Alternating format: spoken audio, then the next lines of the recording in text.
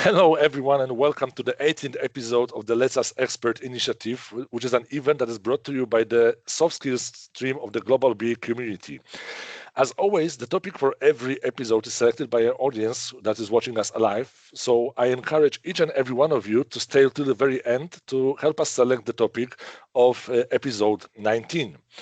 At the end of the last episode, when we had the voting, a lot of you has selected the topic presentation skills, and I think this is a very interesting and practical skill that can really help accelerate your career, because in IT we are dealing with complex problems. We build powerful systems and we generate valuable insights, but it's equally important also to be able to communicate those ideas clearly and to present the impact that it can affect on the everyday life.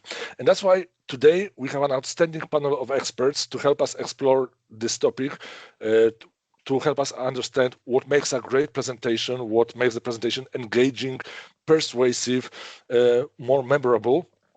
And whether it's in a virtual setup, whether it's in a meeting room, and in general, how we can transform a good presentation into a great one, how to add that X factor that really makes that presentation stay with us for years, even after the presentation has already finished. So with that said, allow me to introduce the experts that we will have today, with the first one being Maciej Ciemny. So Maciej, welcome to our today's episode. And can you please introduce yourself to our audience who will be watching us, and tell a couple of words about yourself? Hi, hello. I'm Maciej Ciemny. I work as a Scrum Master currently, and I, for most of my life, delivered various kinds of presentations, starting with scientific presentations, going through business ones, startup pitches, and then like technical conferences too. And now I try to train people into working with their presentations. So like I try to have the general overview how to do it. Yeah, thank you. All right, glad to have you here with us today. We also have Paddy with us. So Paddy, could you also introduce yourself to our audience? Oh, thank you, Jan.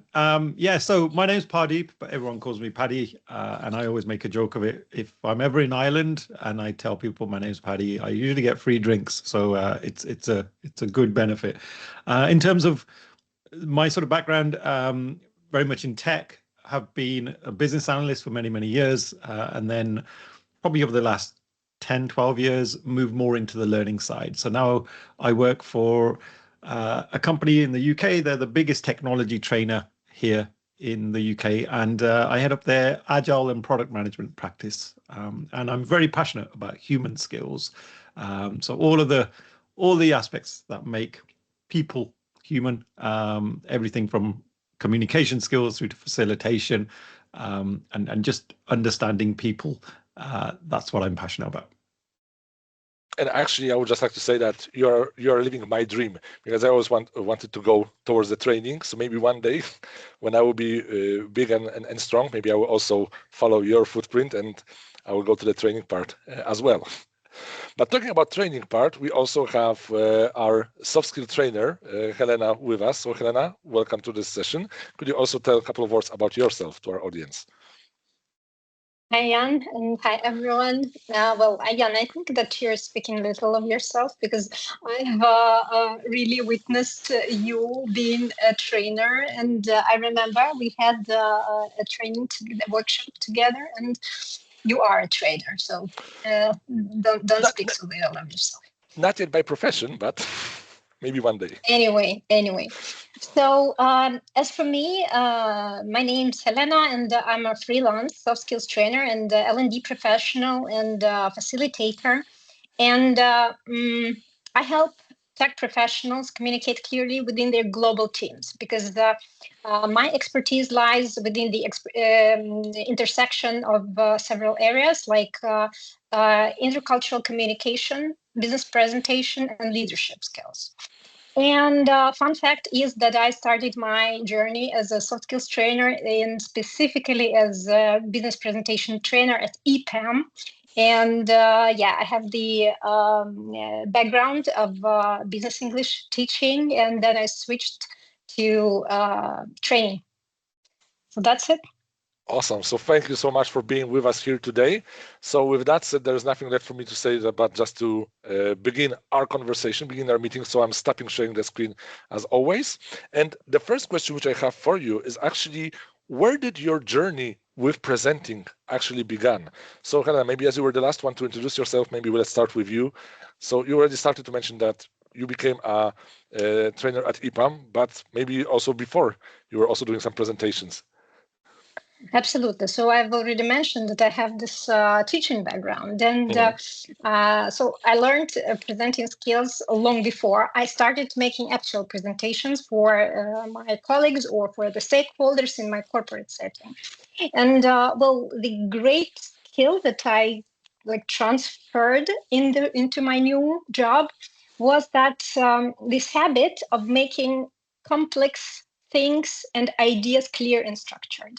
And I remember myself explaining something like, for example, present perfect rules, grammar rules, and 5 uses of those grammar rules to the students. And I thought how to make it simple and clear and visual. And I remember myself using this whiteboard and drawing some diagrams or something like this. And I brought this all to the presentation. And I think I was already trained to think about the audience at that time and not just the content that I'm giving to that audience. So I really value that experience. So I need to reach out to you separately outside of this call because I know how to speak English, but I have no idea about the theory behind it.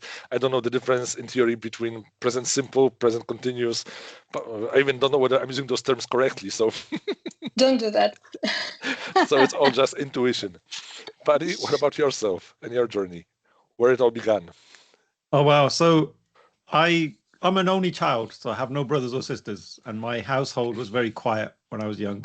And the school that I went to, the year I left high school, was the worst performing high school in the UK. So I had a really tough academic background, if I'm honest. And one of my biggest fears was public speaking. Like, I could never even put up my hand in class. I would never want to stand in front of people and talk. And so I used to tell people I used to be a professional introvert. So I was fully certified. And it all started changing when I was working like many years later. I had a colleague, Morella, from Romania, and she's a BA, and she invited me to come and speak at the Romania IIBA conference. And I said no. And she said, why? And I was like, nobody wants to hear me speak, and I have nothing to say. And she twisted my arm. She said, hey, you've got all these stories, like you've had these experiences. It'd be great to share those with people. And that really helped because I didn't want to come along and just talk about academic stuff, right? For me, if I could talk about a story, then I can't be right or wrong. Like, no one in the audience can say that was wrong because that's my own personal story. So we did that, and that was my first taster really of public speaking and presenting.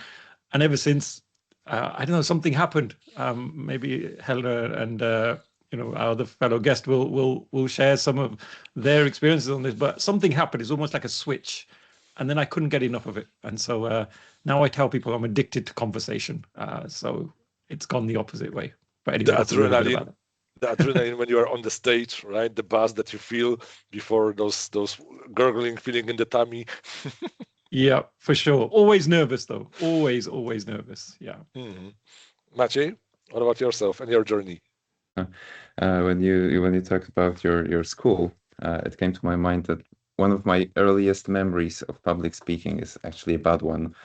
I was in, I guess it was primary school, I think, and there was this kind of competition when kids were presenting their projects, and it was a total disaster for me. I delivered it, I mean, but the memory of that is very, very, at least unpleasant, let's say. So I started somewhere there, not very happy to give any kind of presentation. And I guess I worked my way to to public speaking skills through, Jan, you probably know it. I'm not sure if it's a good place to bring it up.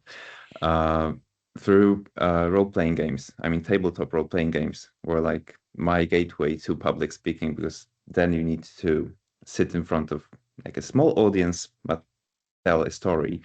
And then I saw that it actually works. I mean, you can engage the people around you, and it was my click moment. So I can, maybe if I can do it at the table, then I can go and talk to a classroom of people, and then it like somehow snowballed into the situation I'm in right now. Mm-hmm. Mm-hmm.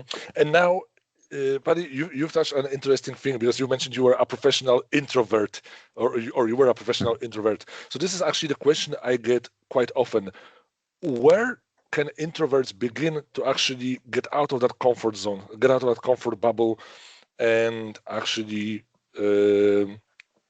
start practicing this, and how to encourage people and find that inner power to step up? Is it only the external, like you mentioned your friend from Romania that twisted your arm, or can people also find strength within themselves? Yeah, it's a really great question, Jan. I had a very well-known podcaster, a guy called Matt Abrahams. He's got the #1 communications podcast, and he was on my podcast, and we were talking about this exact point. And I said to him, what's your view on introverts and public speaking? And he said, in his opinion, like he's an introvert as well, by the way. So, and yeah, he does amazing stuff.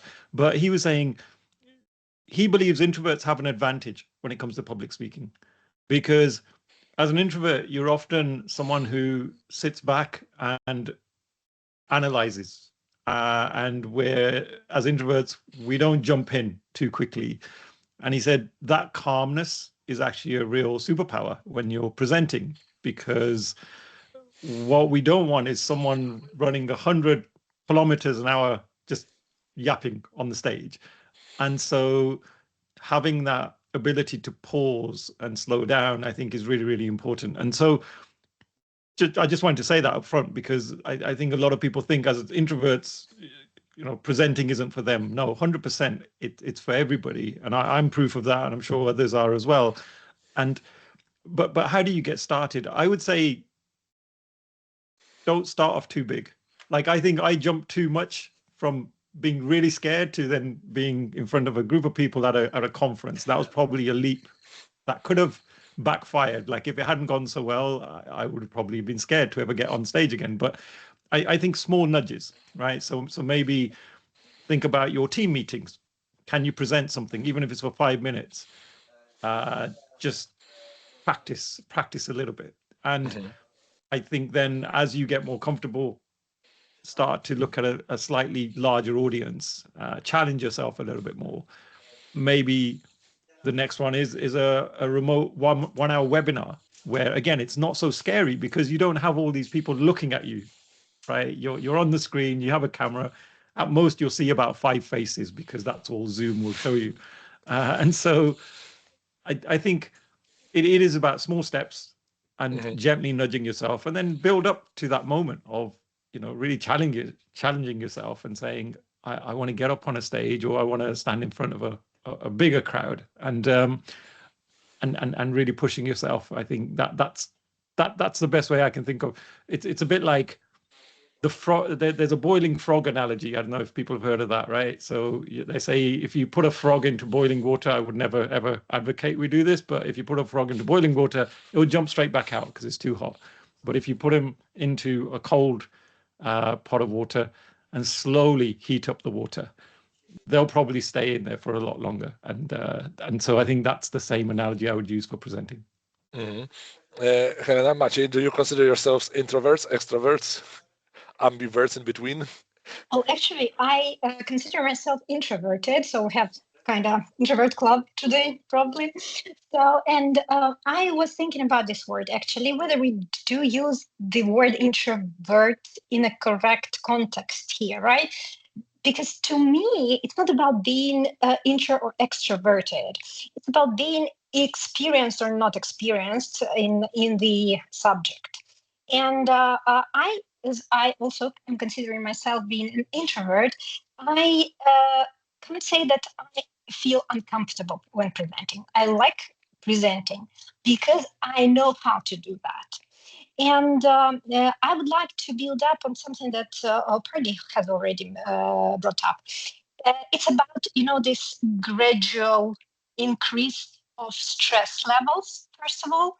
And secondly, many people consider confidence in a flipped way when confidence comes. People usually think that first I have to do the training, and then I'll get more, knowledge and experience, and then I become confident. But actually, it flipped. It's like the brain works the other way around, and you start doing something first, and then confidence comes. So that's my point. And I would say that if you also are an introvert, there's nothing that hinders you from becoming a great speaker. Really, just start doing that. Maciej, you were nodding a lot during this talk, so yes, I'm joining the introvert club, even if it's not really the thing that we should be talking about. I guess we should be focusing more on experience with public speaking or developing the skills required. But what's probably great about being introverted while you learn about public speaking is, from my perspective, that you actually get the tools one by one and like increase your skill set step by step, and you generally understand what you're doing while you're speaking. And that's something that I've never had the experience of being a natural speaker, but I guess that some of the natural speakers do it like with the flow, and they don't actually manage the tools that they're using on the stage, let's say on stage or during a presentation. And I guess that the mixture of being introverted and stepping back, looking what you're doing, what the audience is doing, having this calmness, gives you like a way to pick from your toolbox precisely the thing you should be using while on stage or while presenting, and do it like mindfully. And I guess it from my perspective, it helps me when I understand what worked here, what didn't work, and I go step by step, and it somehow works. I guess I envy people that go like with the flow and are all natural on stage, but I've never had this experience. yet is the key word. Maybe Hopefully, one day. yes. Maybe. But as we talk today about presentation skills, can you share with me what is your recipe to make a presentation stick out and to make it memorable? Like, do you have any kind of tips and tricks that you can share with our audience? Like, what works for you and what makes a typical presentation that you see at the conference? How it can be, for example, enhanced by your recipe, by your spices, to add extra bit on top to make it more memorable. So Maciej, I saw one of your presentations in the past. I know you have one idea, but maybe there are also others. So let's start with you on this one. Okay. I'm not sure if it's the spice you're referring to, but I believe that when I'm on the audience and I get this kind of feeling that I will remember this presentation for a long time after it ends, it's more about the connection with the speaker. I mean, that I have this feeling that they're talking to me. We have some kind of eye contact. If it's online, it works too. If it's face to face, it's probably easier to like activate this connection between you and the audience. But I guess it starts with designing your presentation towards the audience you will be delivering it to. So that the topic or the way you present it is relevant, that the way you deliver it is actually towards the audience, not about the topic itself. So I'm not sure if it's like a precise recipe that you could reuse, but I guess keeping in mind your audience each time you prepare for a presentation is probably like my go-to method to make sure it actually will work.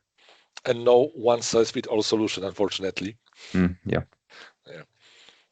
Paddy, your recipe for success? That's a bit too formal for me, I think. Yeah, I think we all have our own style, right? Everybody's very different.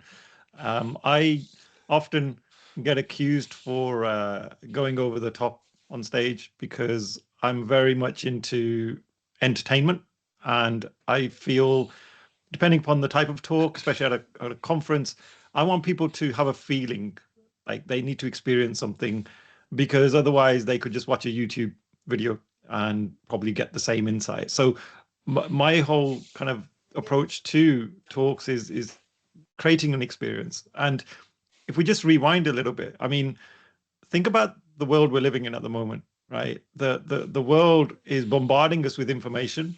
There's so much data being bombarded at us. Our brains are really struggling to keep up with everything. There's a great book called Attention Span by a lady called Gloria Mark. She's one of the world's leading researchers on attention span. And she found in her research, the average attention span of the average person is around 47 seconds. And it's no wonder platforms like TikTok have done so well, because people love that short form of video. And I try and take some of those insights into my presenting.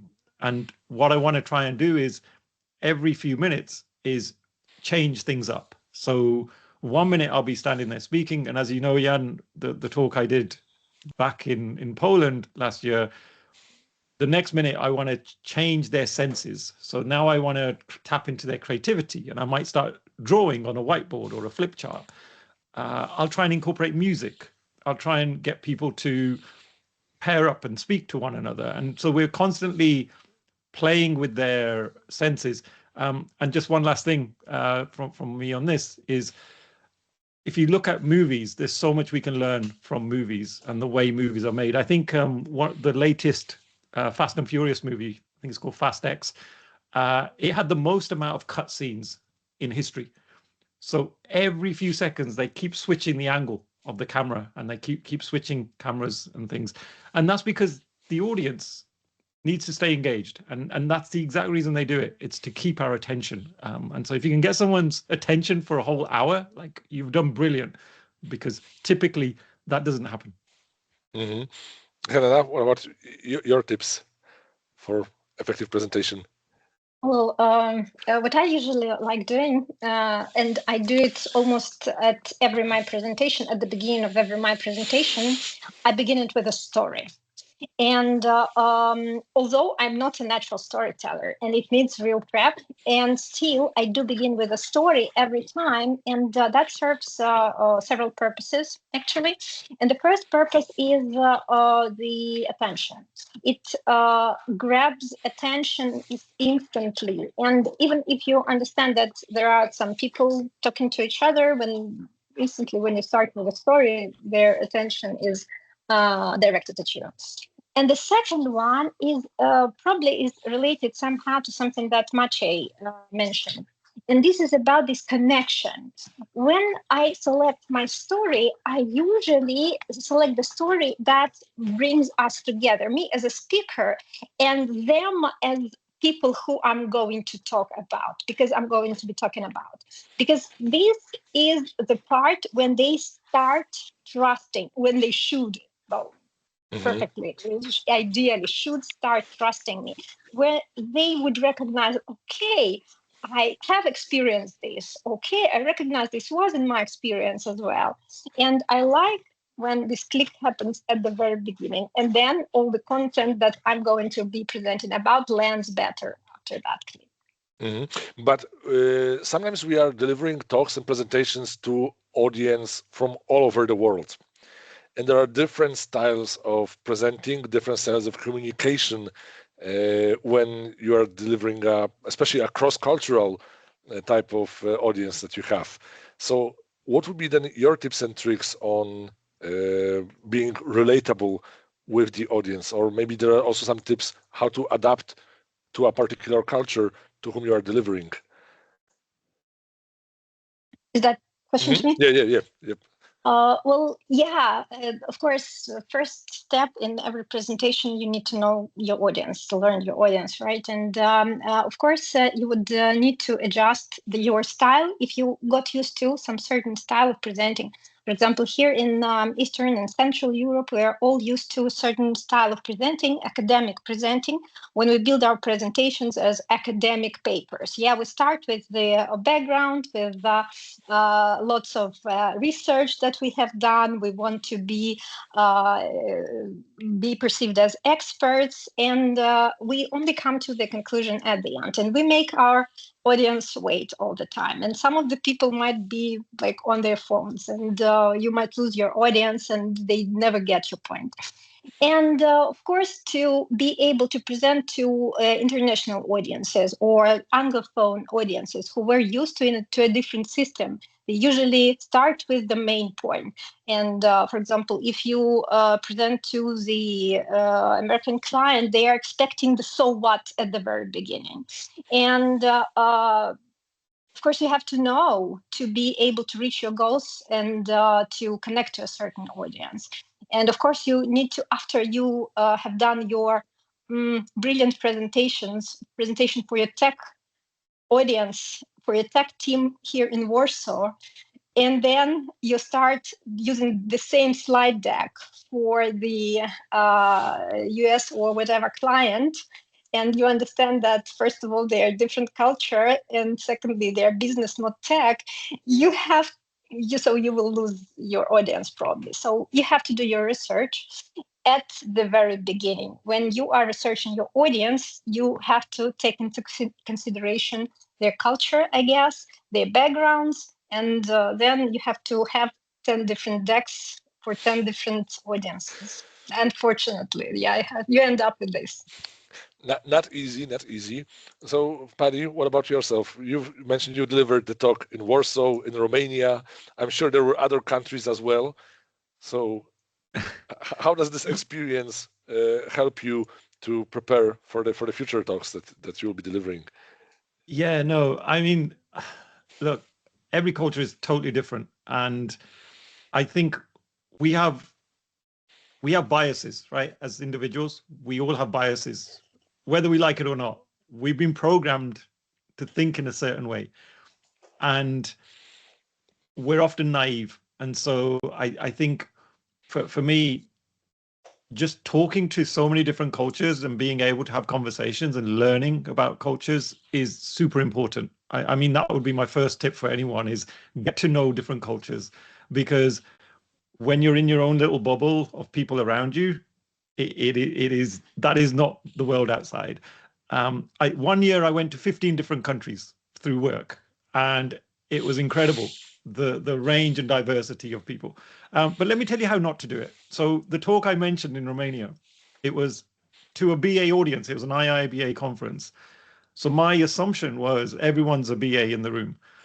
And throughout the whole talk, I kept making fun of project managers.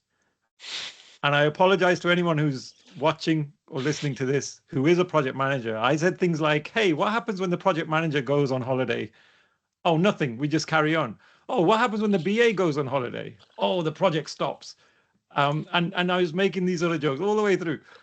And right at the end, when it's question time, there's one guy at the front put up his hand. He says, I have a question. He said, why do you feel the need to keep making fun of project managers? He said, because I feel very offended. And I was like, oh my God, I'm so sorry. I didn't realize, like, what happened? He said, because I am the PMI president for this particular region. And so that was a real lesson for me.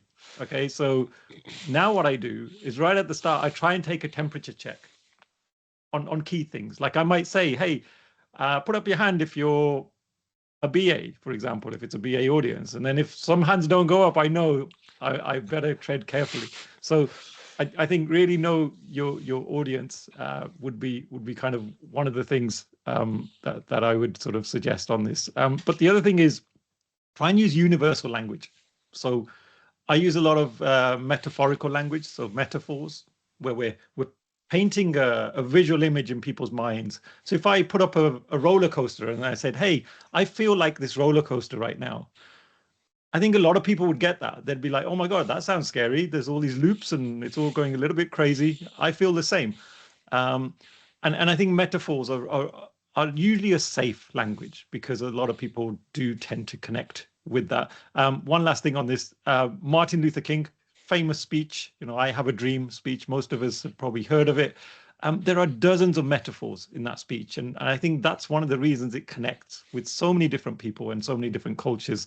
The fact that we can connect with those metaphors and picture ourselves being connected to that speech. Mm-hmm. Maciej, what about yourself? Just a brief one. Be very careful with jokes. Like building up on what you just said. I mean, there's so much problems you can encounter when you try to. I mentioned that because in some of, for example, in our Eastern European, let's say, country, there is this suggestion that you should start each of the presentations with a joke, just to like break the ice, and that's probably a very wrong assumption to have.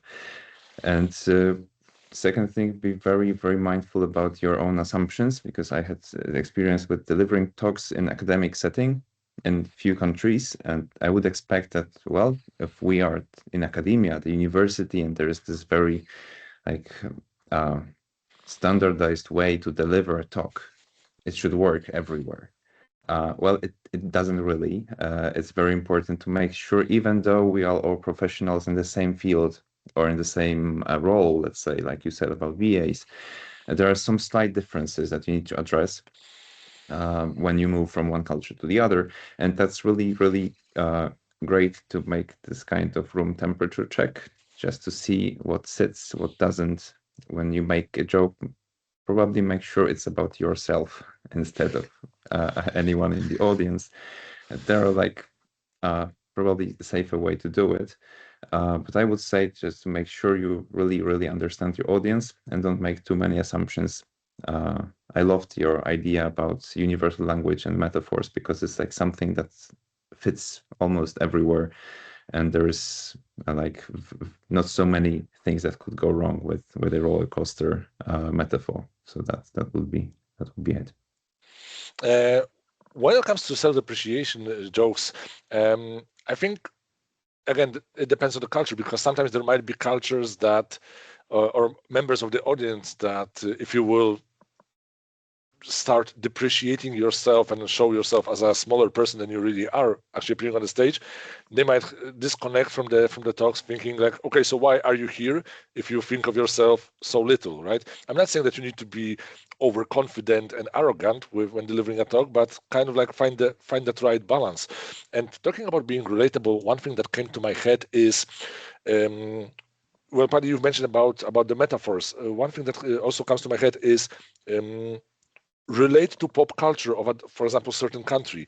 I remember when I was delivering a talk for the audience in Mexico, I referred to Gabriel Iglesias, the fluffy guy, who's the stand-up comedian from Mexico. Well, he's American, but originally he's from Mexico. When I was delivering a talk for colleagues in India, I referred to Amir Khan, who is kind of like Brad Pitt of Bollywood, right? Just to like, I found an interview with him. I researched that person and delivered a couple of quotes from Amir Khan, and that helped me build the connection with the audience in India.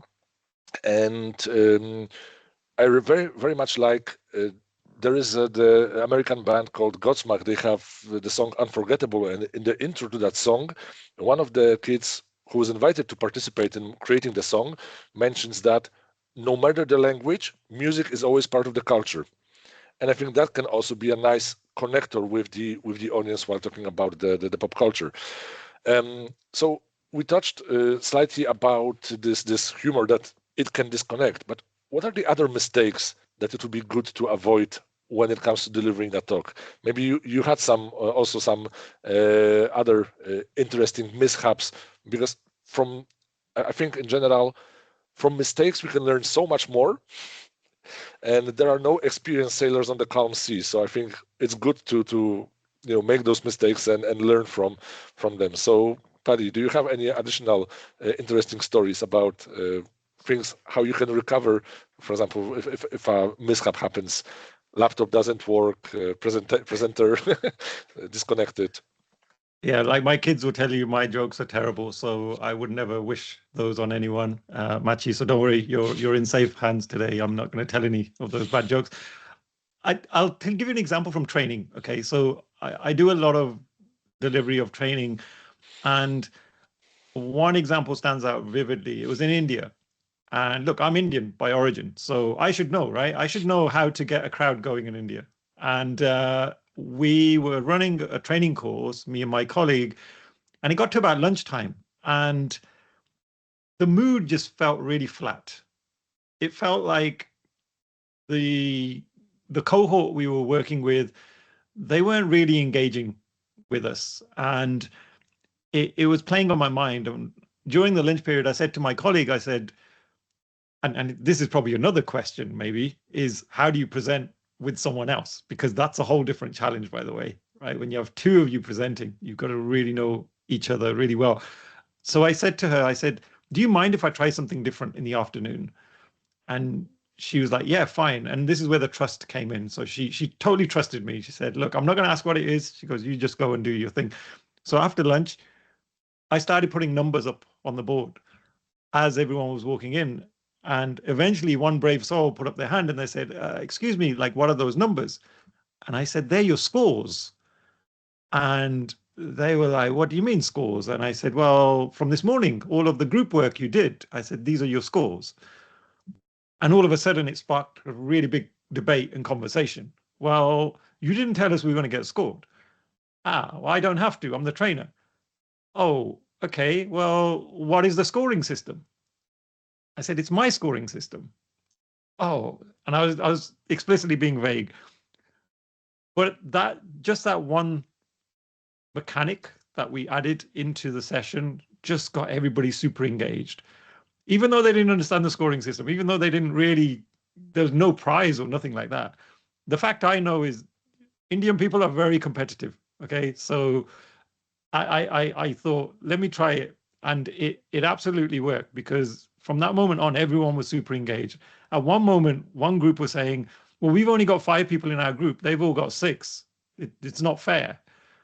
And so it really just created this extra sense of urgency and engagement. So there's sometimes small game mechanics you can use in a presentation. It could be you get one half of the room to verse the other half of the room, and it could be just simple, stand up and shout out something, and then you can give them points or scores, and it just gets people engaged in a different way. So maybe bringing in an element of play could be something to use. Gamification, right? Yeah, something like that. Maciej, I remember your talk and your secret sauce that you used for difficult soft skill training and difficult conversations. That was, I think, also a great thing. Can you share a bit with our audience what you were using? Are you referring to role-playing games? I mean, just like move the cover away. So yeah, I work with people on soft skill trainings, and there's like the usual situation is that when you actually arrive at and I'm in my setting, so I train with people from IT usually. When they arrive at soft skill trainings or communication trainings, it's usually in the situation when someone directed them there. They're not usually their own idea, so they're not very happy about anything that we'll be doing there. So what I came up with is something that actually brought me into speaking publicly. So that's tabletop role-playing games, the ones that you pretend to be like a wizard or an elf or whatever. So you just the idea behind it was to push away any kind of worry or any kind of relatable real life situations that we will be discussing during the workshop, because I saw that people are actually worried when we role play real work situations, like real life negotiations with your manager or something, because in the back of their head they're actually thinking about the real one, or thinking about their colleagues that will probably report how they were role playing about their discussion with the manager. So when you put your training or your situation in a presentation in some kind of abstract context, you move the discussion towards like discussing the situation with the troll when you're a wizard, and you focus just on you make sure your audience focuses on the funny part. Somehow you can bring them into the like real part of the training or the presentation, but it's more lightweight, it's more funny, and I guess some of the people just will remember that the guy was talking about trolls and wizards, but in the end they will probably, even though they remember the troll and wizards, will probably remember some parts of the more important stuff I would try to bring in. So I would say that some of the parts you can like avoid some problems by making your presentation deliberately lighter, or just putting in some kind of more abstract context to your work, instead of focusing on just the work part, the professional part. I mean, the first time when I heard this idea, I was like, mind blown. Like such a perfect idea, just to have a conversation of troll against dwarf, and suddenly It also it puts things in perspective. Yeah, it also helps to like convince people to actually attend the workshop. I mean, if it's funny, they're more likely to come in and play. If they learn some soft skills in the meantime, that's great, but they also had the fun, right? So I guess. Downside and side effect and risk, they can become horribly addicted to tabletop games. Yeah, I'm sorry, it happens. Yeah. Helena, what about yourself? Do you have any kind of those examples? We were speaking about the kind of mistakes, yeah. This type. And how to recover, for example, from them. Mostly. How to recover? Well, the things that I would probably insist to be your non-negotiables is checking your equipment, checking all the software. Because I had a very recent example. Yesterday, I was really, really tired at the end of the day, but I remember that today we're having this event and we need to record it. And I was really tired, and still I remember that I need to check the connection I need to check the link. And I thought, okay, maybe I'll do that tomorrow. That's okay. I have Teams installed, everything works fine. Well, but then the rational Helena told, no, you have to do that today. And I did that. And when I started doing that, I figured out that the Teams is not updated. And I figured out, and I decided, okay, I will use the web Teams. And I went to Teams from web, and I couldn't use it from web because of the etc. So I ended up with 40 minutes spent on all this settling stuff. And if I had done that during the beginning of the event, and I would end up making excuses, and all the impression of the first minutes would be ruined. So, and I've encountered such situations several times.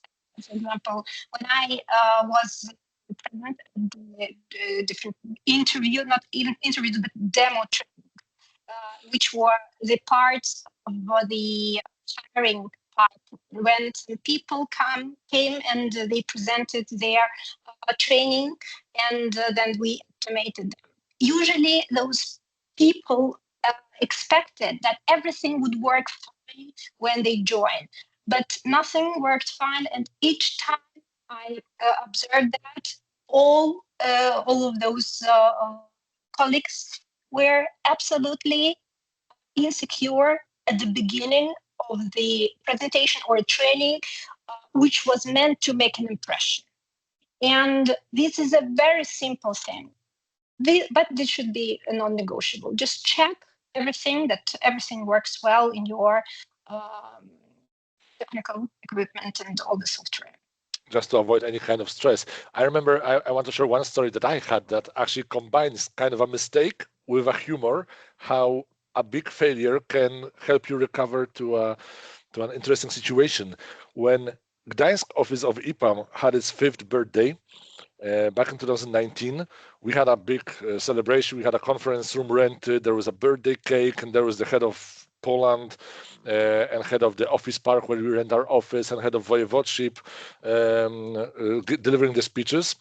So I was there as the master of the ceremony, and I was doing the translation. And I never did live translation. It was super stressful for me because I need to carefully listen to what someone is saying and then translate it to a certain language. One speaker went, second speaker went, and when the head of office park was delivering his speech, he started to deliver the speech in Polish, and I started to translate that to English. And he looked at me and he said, "Oh, this is supposed to be in English. I'm terribly sorry." And he continued to speak in English. And I was so stressed already and exhausted from the entire event that I'm certain that that I only had a thought in my head, but it wasn't a thought. I really said it with a microphone here. I was like, okay, so now Polish. And people heard that over the microphone, and suddenly the entire room burst out with laughter because they saw how stressed on the situation I was. But suddenly it also removed that pressure from the entire event. And then for the rest of the talk, head of this office park was saying a sentence in Polish. I translated that to English. Then he said in English, I translated that to Polish, and we just made this, back and forth, fun play, and it kind of helped to from the stiff official event, made it a nice, humorous situation. So sometimes those mistakes that we can have, or those mishaps that can appear, can be a blessing in the disguise, and sometimes it's good to exploit on those opportunities. But also, interesting thing, Paddy, you mentioned about this scoring point to engage the audience, and this is sometimes people have this question also about how to engage the audience in an online meeting when everyone has their cameras disabled. Because I had that situation myself when I was delivering a training for senior directors, and senior managers, and I was just a business analyst thinking like, can I, call them out by name? Can I, ask them like a direct question? Like they are so much higher in the hierarchy of the organization compared to me. Like I'm just a BA. Like what to do? How to engage them? So can you share some tricks that you have in regards to audience engagement, especially in the remote settings? Yeah, I mean that's probably a whole episode just there. So I do a lot of online presenting. One example that comes to mind, which is probably the toughest one I've ever done, was I was delivering a design thinking course online for 2 days, and I had about 20 people on the session, but nobody switched on their cameras for the whole 2 days. And it was a very sensitive client because they weren't actually allowed to show me their face. Equally, there was very little feedback from them. The only feedback I was really getting was through chat. So it's almost like they tied my hands behind my back and said, hey, make this fun for people and engaging. And as we know, sitting online like for even an hour is really tough.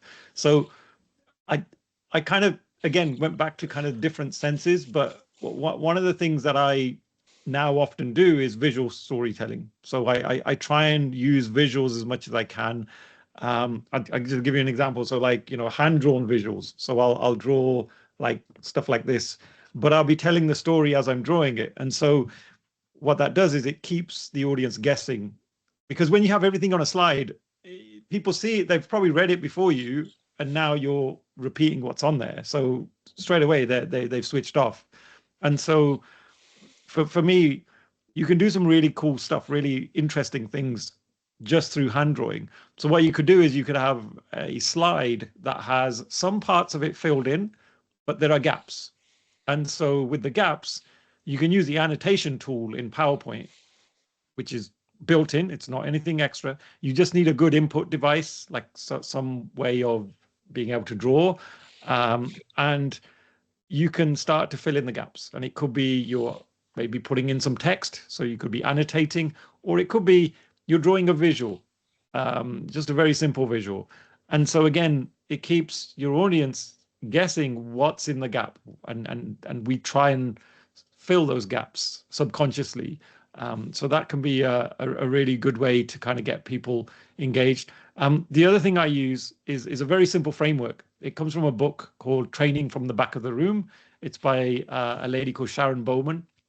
And she does a lot of kind of work on brain science and how we learn. And she calls it the 4 C's map.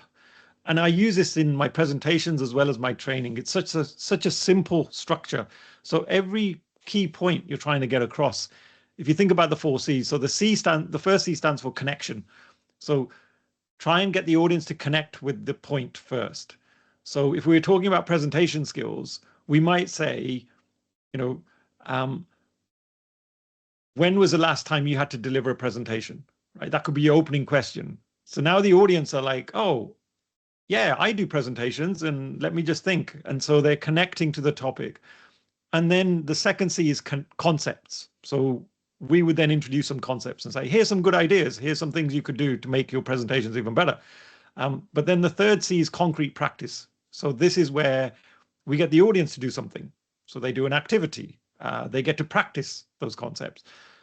And that's all good. But then the final C is almost the wrap up. So what are you going to do with that? Like, what is your next step? What are your conclusions that you're going to take away from here?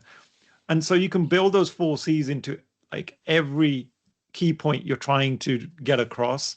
And I think it works magically. It's always been a great method. And actually, I've designed my whole talks around those 4 C's sometimes as well. Mm-hmm. Helena, do you have any kind of frameworks like that? I have something simpler, something low cost, as I call it, or no cost. I call it that because it's a very simple tool. It's questions. And you can use questions although it sounds really in a simple way, but you can use it in different ways to engage your audience. Like first, I will give some examples. First of all, how I use questions is before I introduce some idea, when it's a workshop, for example, before I introduce some idea, I ask a guessing question. And that switches this curiosity instantly. I ask my audience, for example, what do you think, for how many seconds people usually form their first impression of somebody else? And there's some guessing going in the room. And after that, I'm introducing the concept of this first impressions and all the stuff. And in this moment, when I'm speaking about this, the audience is really interested to check whether they were right or wrong or something like this. I gave a very simple example, but you can do that with the bigger concepts, and you can ask about people's opinions and then introduce some scientific studies, for example, on this topic. So that's the first thing as I use questions. The second thing is something that Paddy has already mentioned about the people's experience. Have you ever done something? This usually activates this schemata, their previous experience, and connects this with something that is going to be here in the workshop, for example. It makes this connection. And what else, which works surprisingly well, is rhetoric questions, when you don't really need the answer. And instead of saying, so now I'm going to cover the topic of anxiety, speaking anxiety, I would say, and now what about speaking anxiety? And why I started using that is because once I was listening to a podcast while doing some home work. Yeah, so I was cleaning or doing something, and I was listening to a podcast. And everyone switches off this stuff, switches off what they're listening, and starts thinking about their own ideas and being in their own head. And once I noticed that I'm coming back to the podcast, and I usually reverse engineer what made me switch back. And they were this rhetoric question that the podcast host asked. It wasn't even a real person talking to me, right? So it wasn't, the genuine real communication. But still, I understood that my attention jumps back to the speaker when I hear this rhetoric question, and then I started using them more in my presentations as well. Mm-hmm. Maciej, what about your tips for engagement? First of all, audience? I really love your ideas. I mean, I just was jotting some notes for myself here. My experience with people with switched off cameras usually happens during workshops. I mean, that's probably because of my role as Scrum Master. It usually happens that people are there. I believe they have some ideas in their heads that we should share together and to discuss something or to arrive to some conclusion, but they like have different problems with speaking up during this kind of meetings. Probably the higher the stake and the bigger the problem they have. So what I use usually is some kind of collaborative note taking that we put in place. It's usually one of the popular tools that are very simple to implement. So they work together on, first of all, just having notes from the meeting. So I just announced that this time, surprise, I will not be making any notes for you. You're personally responsible for your own notes, and here is the place you can do it. It doesn't make them switch on the cameras, but they start to listen, or at least some of them start to listen together. So that's one part. And the other one is I try to like appreciate the fact that they are maybe not comfortable with speaking up. So if we are working on something together, there are a few modalities you can use to like grab their inputs to the talk or to the workshop without them actually speaking up on a like big call with hundreds of people or big discussion in a conference room. So I try to make sure there is a chat ready for those who prefer to write on chat instead of speaking up, and to make sure I actually look on it and grab some ideas from there. If we're using one of those collaborative spaces, I make sure that everyone understands that they can write their ideas there.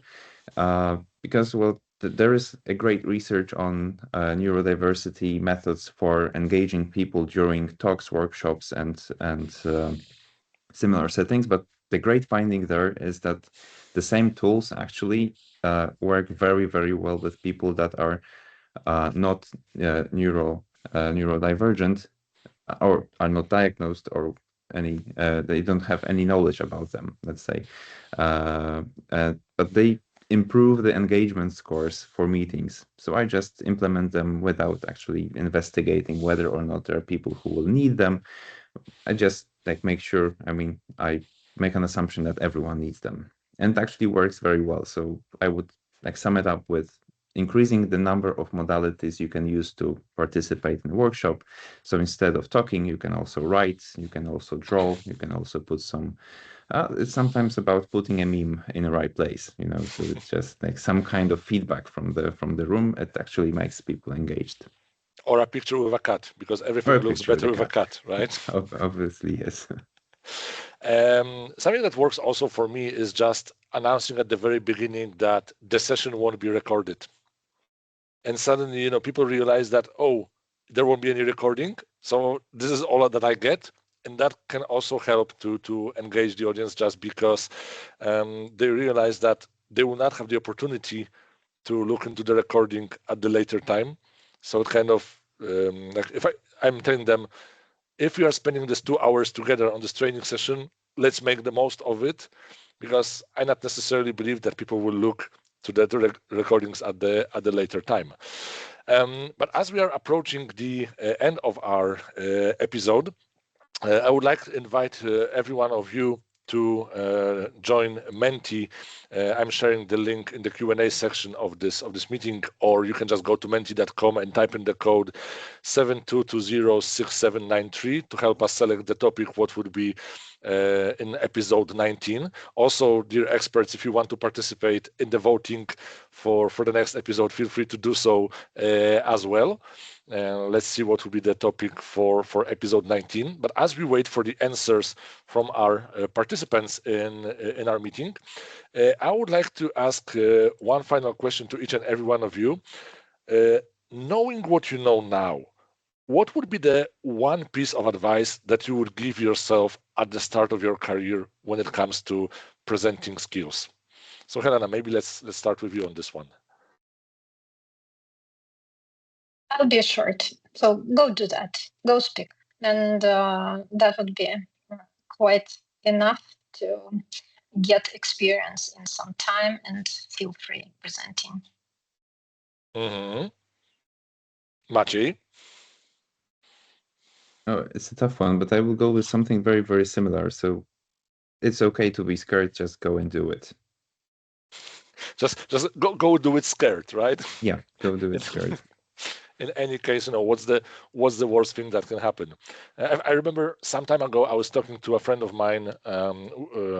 Actually, in one of the episodes, we talked about the stress of the profession of being a business analyst, and he mentioned, like, is it really that stressful? Like, we are not surgeons making surgery on an open heart, for example. Like, that is a job that might be a bit more stressful, but I guess it's all a matter of perspective.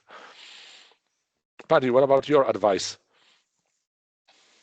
I'm going to say something that I don't think many people probably think of, but I'm going to say it because of having been through the process, and that is start a podcast, right? Because for me, doing the podcast has enabled me to practice so many skills that I couldn't normally practice. For example, that nervousness of speaking to a complete stranger and having to build rapport with someone in a very short amount of time, because many of my guests I've never ever met before, and it's usually the first time I speak to them is on the podcast. So it really forces you to build that rapport. Equally, Helena, you mentioned about asking questions, right? So podcast is all about questions. You've got to really hone your skills when you're asking questions. Yeah, and you've done an amazing job, by the way, with your questions. You are such a natural at this, and it really shows. And so, big heart. It's that ability to be able to know when to share a personal experience to build on the other person's insight. And equally, when you're presenting, you'll have audience members who want to share things as well. So it's about really being able to connect. And probably the most useful thing about doing your own podcast is you get to edit your own episodes. There's nothing worse than listening to your own voice. Okay. It's the most cringy thing ever. I've spoken to actors and singers on my podcast, and they all say the same thing. The actors say, I don't want to watch myself on the screen. And the singers say, I don't want to listen to my own voice. And it blows my mind because that's their talent. But when you listen to yourself and you listen not just to a few minutes, but hours and hours of yourself, I've done over 200 episodes where I've had to listen to myself. That's torture. But it's taught me so much about myself. I constantly am critical about why didn't I do this, or why did I come across that way? Could I have changed things up? And there's no better self-reflection than that. So yeah, get yourself a podcast. Even if you don't publish the episodes, just do it for the experience. And honestly, it will completely change the way you talk and the way you present yourself. Can you tell us where we can find your podcast if you would like to listen to? Oh yeah, it's superpowers.school. Like that's the URL. Yeah, and I'm writing a book at the moment as well, so that will all be on there, which will be fun. Because as I mentioned, I'm a visual guy. I doodle a lot. I'm not very good at writing. So again, talking about really pushing yourself, I set myself a goal last year that I would force myself to write a book. I've got 3 chapters left, folks. So I'm on the home run, but it's tough. It's really tough.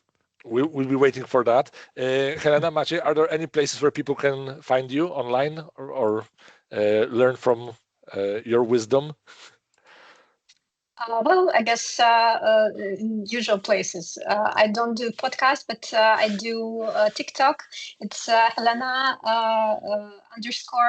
_KOU. And I do YouTube as well. So that's Helena Ko, Big Fish Skills. And I think that, yeah, I'm going to be waiting you there as well. All right. Maciej? All right. So I don't do much of social media stuff, but you can find me on LinkedIn if you need me. Just search me by my name and we'll get connected. All right. So it seems that at the end of the voting, the number one answer that appeared is the stress resilience. So thank you to everyone who voted in our survey. We will be sure to find the right experts to cover the topic of the stress resistance in the next episode. And with that, I think that's the end of today's episode. So as always, we are looking forward to see you in the episode 19. For now, let me just say a very big thank you to our experts for sharing their insights and their experience. And I think if there is just one key takeaway, it's this, that every presentation, I think, is an opportunity to build trust, to influence the decisions. And the best way is just simply to start and not be discouraged by failing. And, it's like riding a bicycle. Like in the end, we'll get the balance just right. So I encourage you to take this opportunity and practice next time when you have an opportunity to do a meeting or a presentation. And if you found this session helpful, please share it with your colleagues and stay tuned for the next episode of the Let's Ask Expert. And Maciej, Paddy, Helena, it has been such a great pleasure having you with me today, that I can only look forward to future cooperations and hope to see you again in the upcoming future. Thank you so much for being with us today, and wishing everyone a great day. Thank you. Thank you. It was a pleasure. Yeah. Bye, everyone.